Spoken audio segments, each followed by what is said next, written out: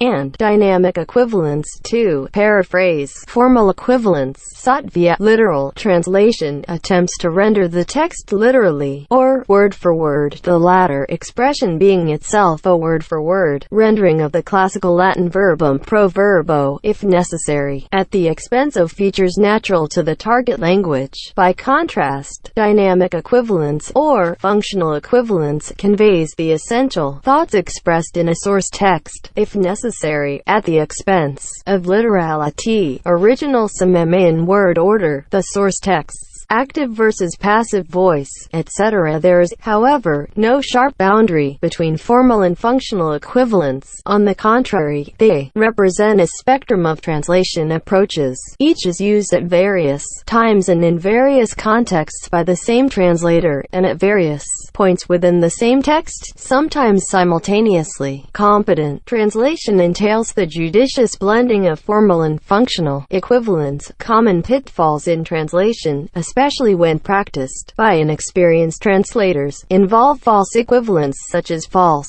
friends and false cognates. Backtranslation. A backtranslation is a translation of a translated text back into the language of the original text, made without reference to the original text. Comparison of a backtranslation with the original text is sometimes used as a check on the accuracy of the original translation, much as the accuracy of a mathematical operation is sometimes checked by reversing the operation. But the results of such reverse translation operations, while useful as approximate checks, are not always precisely reliable. Backtranslation must in general be less accurate than back-calculation, because linguistic symbols, words, are often ambiguous, whereas mathematical symbols are intentionally unequivocal. In the context of machine translation, a backtranslation is also called a round-trip translation. When translations are produced of material used in medical clinical trials, such as informed consent forms, a backtranslation is often required by the Ethics Committee or Institutional Review Board. Mark Twain provided humorously telling evidence for the frequent unreliability of backtranslation when he issued his own backtranslation of a French translation of his short story, The Celebrated Jumping Frog, of Calaveras County. He published his back translation in a 1903 volume together with his English-language original, the French translation, and a private history of the Jumping Frog story. The latter included a synopsized adaptation of his story that Twain stated had appeared, unattributed to Twain, in a Professor Sidgwick's Greek prose composition, p. 116, under the title, The Athenian and the Frog. The adaptation had for a time been taken for an independent ancient Greek precursor to Twain's Jumping Frog story. When a document survives only in translation, the original having been lost, researchers sometimes undertake back translation in an effort to reconstruct the original text. An example involves the novel The Saragossa manuscript by the Polish aristocrat Jan Potocki (1761–1815), who wrote the novel in French and anonymously published fragments in 1804 and 1813–14. Portions of the original French-language manuscript were subsequently lost. However, the missing fragments survived in a Polish translation, made by Edmund Czajecki in 1847 from a complete French copy that has since lost. French-language versions of the complete Saragossa manuscript have since been produced based on extant French-language fragments and non-French language versions that have been back-translated from Czajecki's Polish version. Many works by the influential classical physician Galen survive only in medieval Arabic translation. Some survive only in Renaissance Latin translations from the Arabic, thus,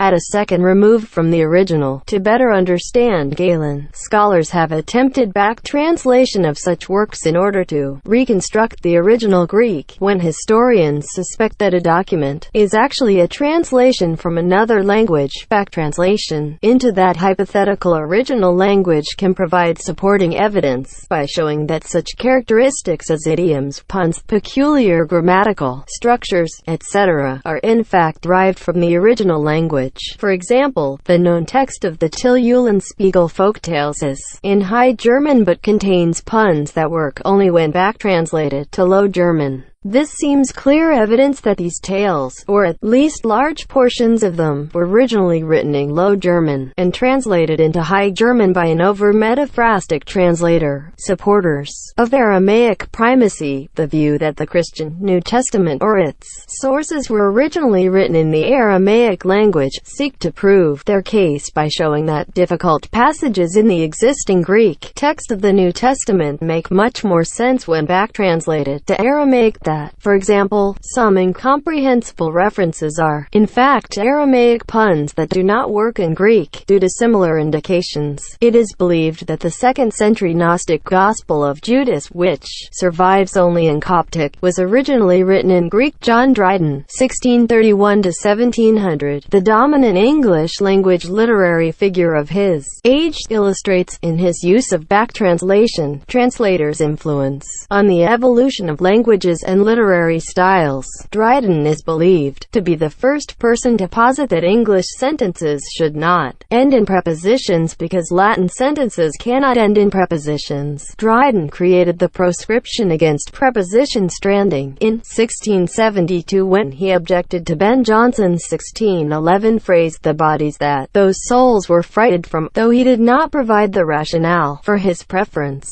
Dryden often translated his writing into Latin to check whether his writing was concise and elegant, Latin being considered an elegant and long-lived language with which to compare. Then he back-translated his writing back to English according to Latin grammar usage. As Latin does not have sentences ending in prepositions, Dryden may have applied Latin grammar to English, thus forming the controversial rule of no sentence ending prepositions, subsequently adopted by other writers. Translators. Competent translators show the following attributes: a very good knowledge of the language, written and spoken, from which they are translating, the source language, an excellent command of the language into which they are translating, the target language, familiarity with the subject matter of the text being translated, a profound understanding of the etymological and idiomatic correlates between the two languages, including sociolinguistic register when appropriate, and a finely tuned sense of when to metaphrase, translate literally, and when to paraphrase, as to assure true rather than spurious equivalence between the source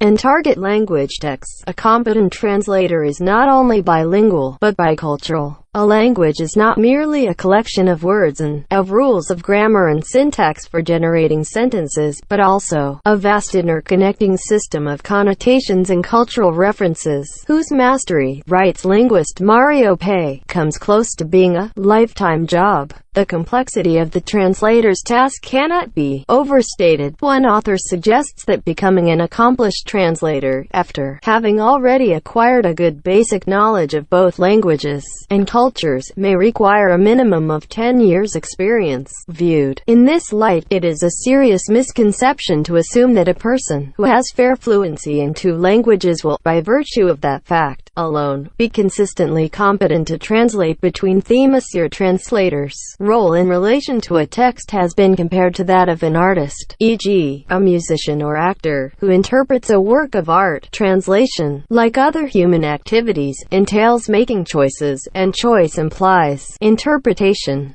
Mark Polizzotti writes, "A good translation offers not a reproduction of the work but an interpretation, a re-representation, just as the performance of a play or a sonata is a representation of the script or the score, one among many possible representations." The English language novelist Joseph Conrad, whose writings Zdzisław Nader has described as verging on auto-translation from Conrad's Polish and French linguistic personae, advised his niece in Polish translator Aniela Zagorska, "Don't trouble to be too scrupulous. I may tell you, in French, that in my opinion il va mieux interpréter que traduire. Il s'agit donc de trouver les équivalences. Et là, ma chère, je vous prie, laissez-vous guider plutôt par votre temperament que par une conscience sévère." Conrad advised another translator that the prime requisite for a good translation is that it be idiomatic, for in the idiom is the clearness of a language language and the language's force and its picturesqueness, by which last I mean the picture-producing power of arranged words. Conrad thought. C.K. Scott Moncrief's English translation of Marcel Proust's À la recherche du temps perdu, In Search of Lost Time, or, in Scott Moncrief's rendering, Remembrance